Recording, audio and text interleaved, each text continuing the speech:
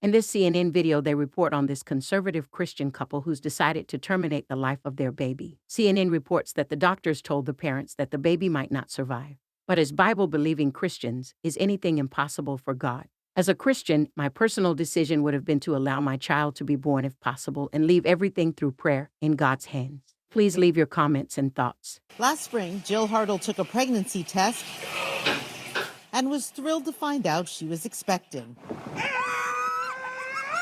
With a little girl, when Jill was 4 months pregnant, our doctor came in the room and immediately you knew that something was wrong. Grace had a severe and devastating heart defect.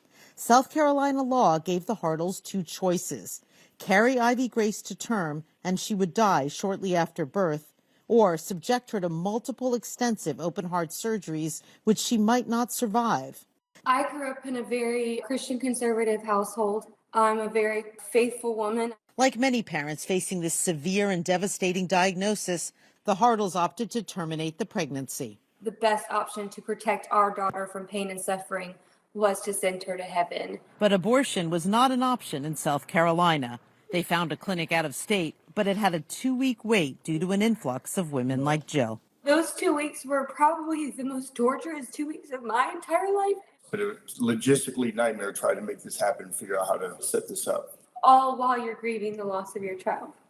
It's not fair for the government to tell you what you should or should not do. The couple says they just want South Carolina legislators to know that many conservative Christians like themselves do not support these harsh abortion bans.